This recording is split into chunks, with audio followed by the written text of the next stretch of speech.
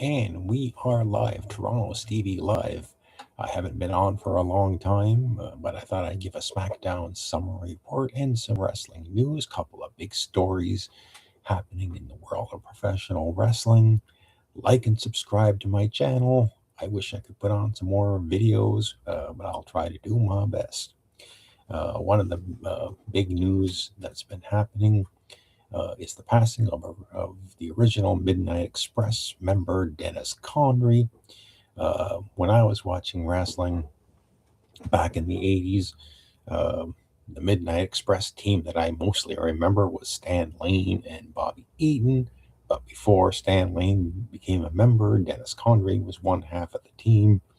I do remember seeing the team of Randy Rose and Dennis Condrey as the original Midnight Express, managed by Paul E. Dangerously, first in the American Wrestling Association, and then they did this angle where on Worldwide Wrestling, it was World Championship Wrestling, where Jimmy Cornette was getting a phone call from somebody, and while he's talking on the phone, that's when Randy Rose and Dennis Condrey hit the ring and assaulted Stan Lane and Bobby Eaton. Then Jim Cornette ran into the ring, and somebody, I'm not sure if it was Paul Heyman, bashed him in the face with Heyman's cordless phone, and Jimmy bled buckets.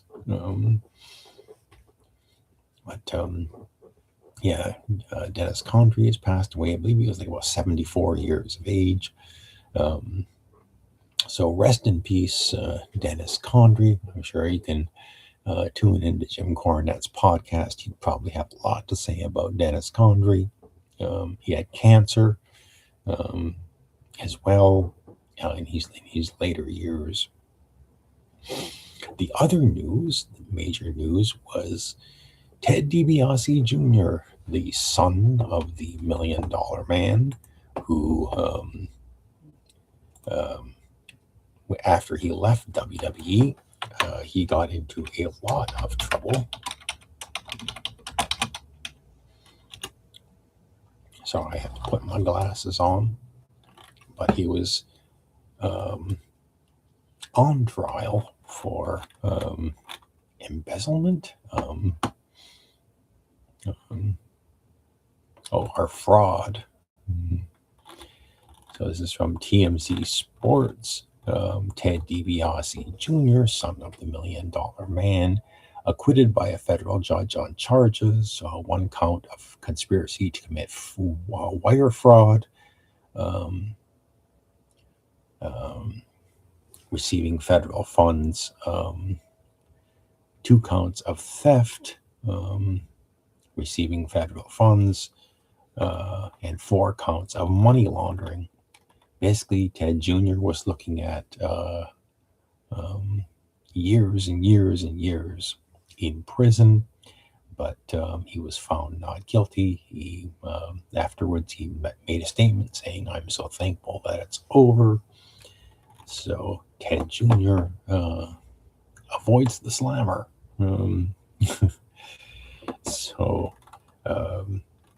Those were the 2 main wrestling news stories. What do you think? But let's get to the Smackdown results. Smackdown this last night came from Raleigh, North Carolina. Your commentators were Joe Tessitore and Wade Barrett. They begin with a review of last week's contract signing with Cody Rhodes and Randy Orton, in which Randy Orton, for no reason explained, turned on Cody, bloodied him up, and left him laying at the announce table. So we come back after that, and we see I don't know, again, this guy named Jelly Roll arriving in the ring at the arena, and that's when The one of many encounters between Drew McIntyre and Jacob Fatu occurs. And it seems that they fight throughout the entire episode of SmackDown. They're in a parking area, and you just see like a smashed windshield of a car, and you see blood on Jacob Fatu. I guess you would assume that Drew McIntyre threw him face first into the windshield of a car, but Jacob comes back and they begin fighting. Even though there are officials trying to break them up, they continue to fight throughout the entire episode of SmackDown. When we cut back inside the arena, we think that the show is starting, but instead, you hear Drew McIntyre, his voice on a mic, and he comes out, and I think he stepped onto the commentary table, or gets in the ring, and he said he's there to fight Nick Aldis, who I guess maybe they have a limited supply of security guards, so they had to leave Jacob Fatu and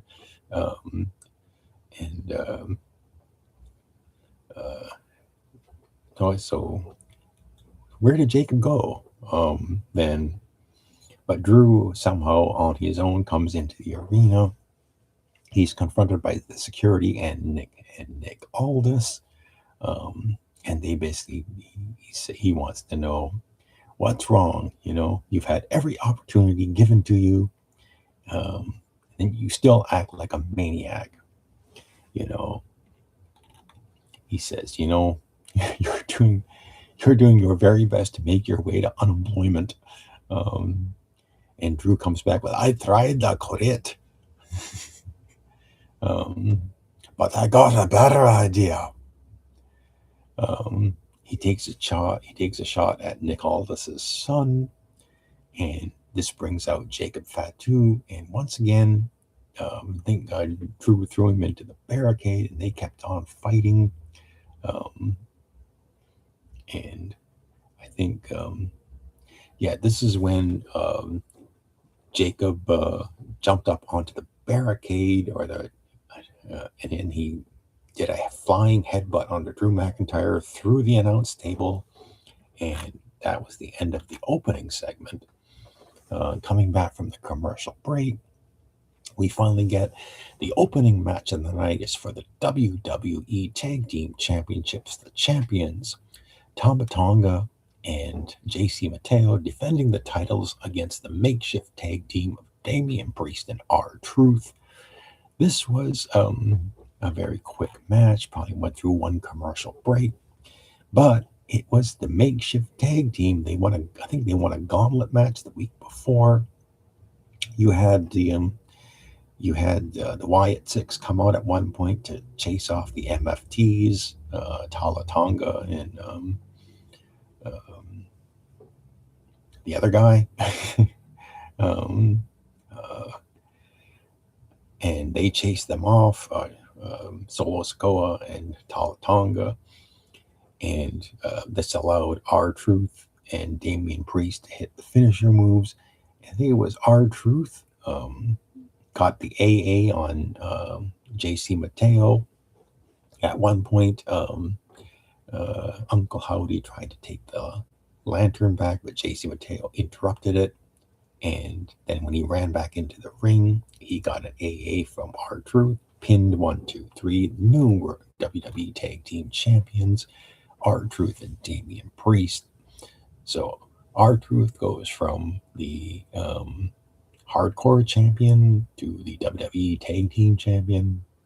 Good move on R-Truth. Probably before he retires, give him a tag team title belt. Backstage, we've got everyone's favorite backstage interviewer and mine, the very sexy Kathy Kelly. She is interviewing the Bella Twins ahead of their women's tag team championship match against the team of Nia Jax and Lash Legend. So it's their first tag team title match, I think, ever. I can't remember the last time that they competed for the tag team titles, if they did at all. So then we get another backstage segment with Johnny Gargano and Candice LeRae. And Danhausen comes up, and I don't think he he asked for $20 to help out. He took the money and then disappeared. Coming back from the commercial break, Kathy Kelly is with Sami Zayn. I don't really know where they're going with Sami Zayn. He really doesn't have a WrestleMania match right now. I don't really know where he's going. I get these vibes that Sami is turning heel, but I don't know. This is confusing. This is like a guy in search of a program, kind of. But I think he's interrupted by Trick Williams. That would be a good way for Trick to get a WrestleMania victory if he were to take on Sami Zayn at WrestleMania. But we'll see how this goes. Next match of the night, Fraxium versus the Motor City Machine Guns. This is one where Candice LeRae kind of came out to, I think, throw a punch at one of the Fraxium guys. It allowed Chris Sabin to get the win. Winners of the match, the Motor City Machine Guns. Mid-card storyline. I don't know where this is going. It's just kind of, maybe it's a Smackdown only kind of thing. Coming back from the commercial break, Randy Orton.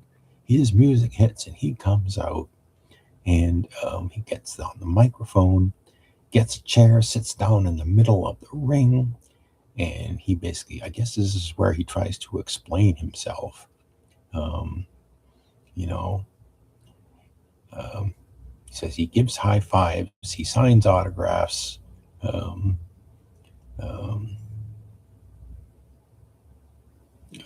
But I mean, like he had the perfect opportunity to cut a heel promo on Cody Rhodes, and he didn't really do that.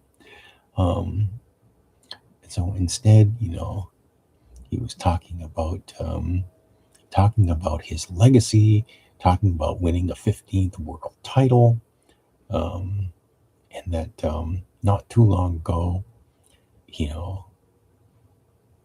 won the Elimination Chamber. He was all set to fight Drew McIntyre, and he knew what he needed to be to beat Drew. But then Cody won the title, and he didn't know what he needed to do to beat Cody. Again, he's trying to explain, why not just say, I'm Cody Rhodes, I'm going to kick your ass 1, 2, 3 and get my 15th world title to add to my legacy anyway. He basically says, he's going to hit the RKO and win the world title, win the WWE Championship. Coming back from the commercial break, Randy Orton is he's confronted by Matt Cardona, and this is where I found this being very entertaining. Matt Cardona asked, what was that last week? I know you want the title, but Randy lays into him, says, you have the nerve to speak to me like that. Do you have any action? Go play with your action figures.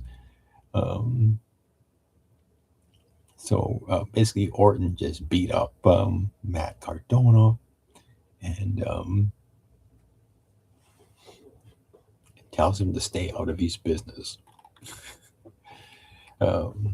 Next up, we get Sami Zayn taking on Aleister Black, and Trick Williams came out to observe at ringside, and it was Trick Williams sort of distracting Cody Rhodes, distracting Sami Zayn, and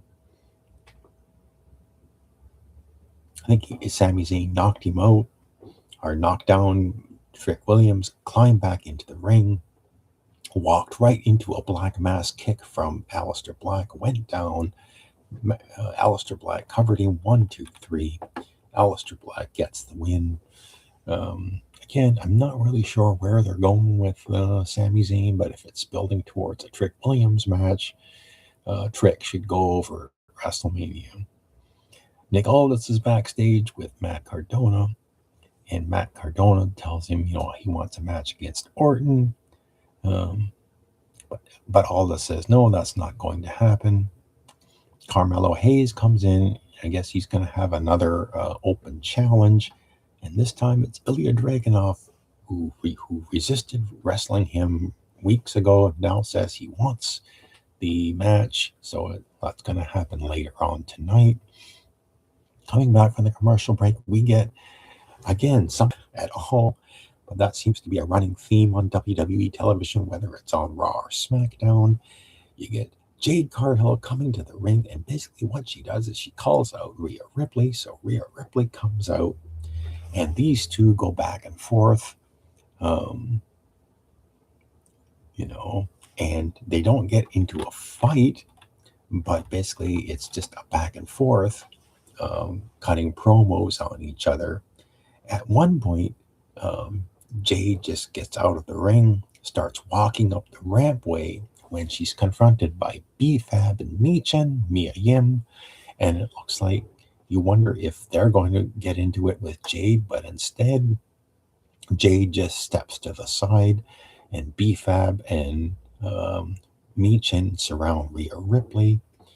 I think they both get into the ring at the same time. Rhea Ripley gets a shot in on B-Fab, but Mia Yim uses her kendo stick to assault Rhea Ripley.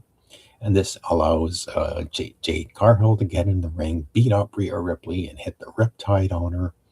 And so basically, it looks like Michin and B-Fab, who were kind of opposing Jade Cargill as late as the week before, are now, for inexplicable reasons, now aligned with Jade Cargill. I don't know. Again, WWE booking, sometimes it just makes absolutely no sense whatsoever. Heel turn for the sake of a heel turn, kind of like Randy Orton, same thing. So that's how that segment ended. Backstage, you have Kit Wilson and The Miz. They're interrupted by Danhausen.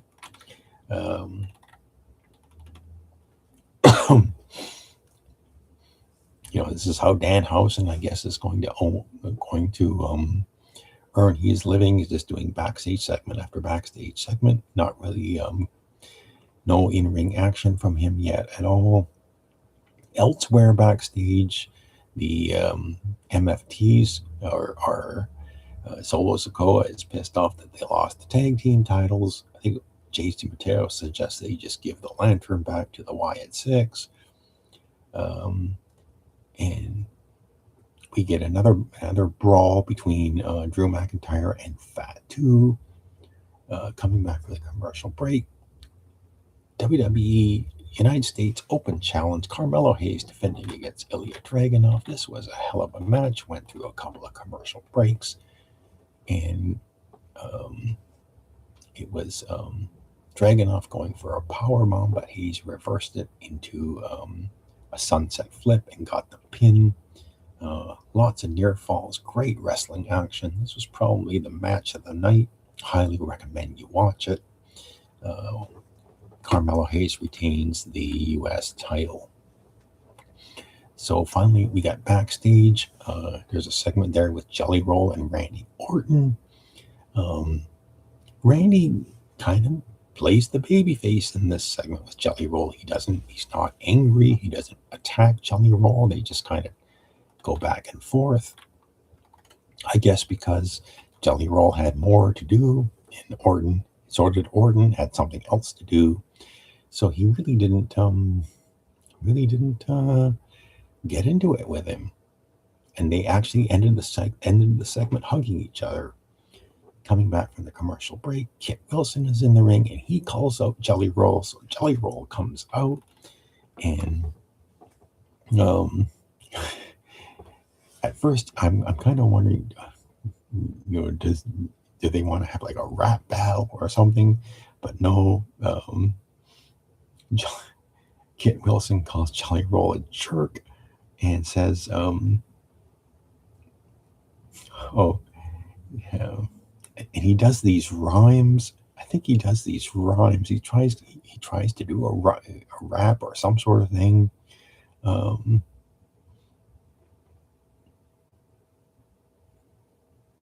So Jolly Roll asking, well, what brought you here? You want to have a rap battle, but you're not a rapper.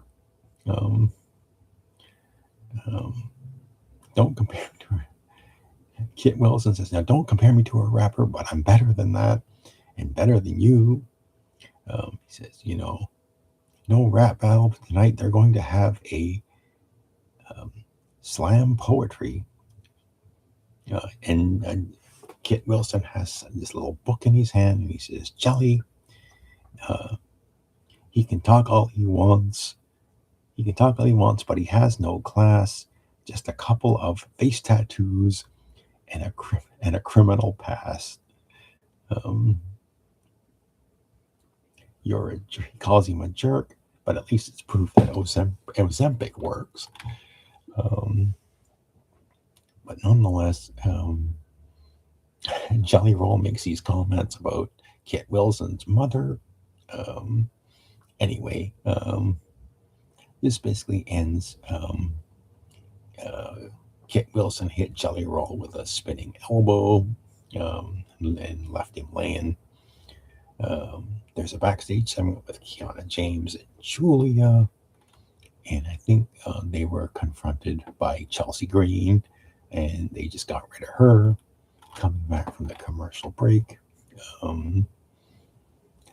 So coming back from the commercial break, Jelly Roll is with Nick Aldis, and he says, next week I want to have a wrestling match with Kit Wilson.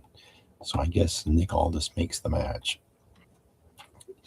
Next up, we get the Women's Tag Team Championship match. Nia Jax and Lash Legend taking on the Bella Twins. At one point, Charlotte Flair and Alexa Bliss came to observe at ringside. The heel champions are having their way with the Bella Twins.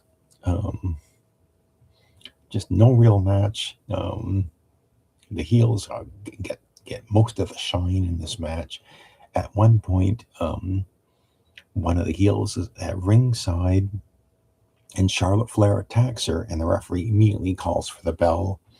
And that's when the Bella Twins get into a fight with Charlotte Flair and Alexa Bliss. And they completely ignore Nia Jax and Lash Legend, who these two basically just take out all four of the others and beat them up. Later, it's announced that there's going to be a tag team match between the Bella Twins and Charlotte Flair and Alexa Bliss. I guess the winner getting the tag team championship match against Nia Jax and Lash Legend. Coming back from the commercial break, Randy Orton is out again, and this was basically an opportunity to beat up Matt Cardona. Basically, that's what happened in this one. He called out Matt Cardona. And says, I've known I think it was the ref. They go way back. They've known each other for 20 years. He says he's sorry and he wants to apologize. But he asked Matt Cardona if he'll forgive him. They shake hands. But while they're doing that, Orton low blows him, hits him with an RKO.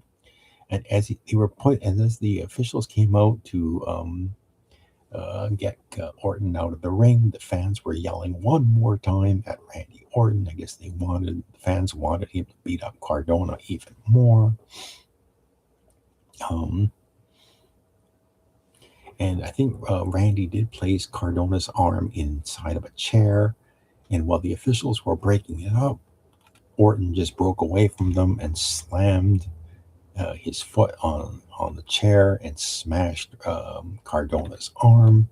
Cardona sold it like a champion. And so then Aldis and his security guys had no time to rest because they had to immediately run to the back. Jacob Fatu and Drew McIntyre are still fighting. They're on a ledge somewhere in the arena or outside of the arena.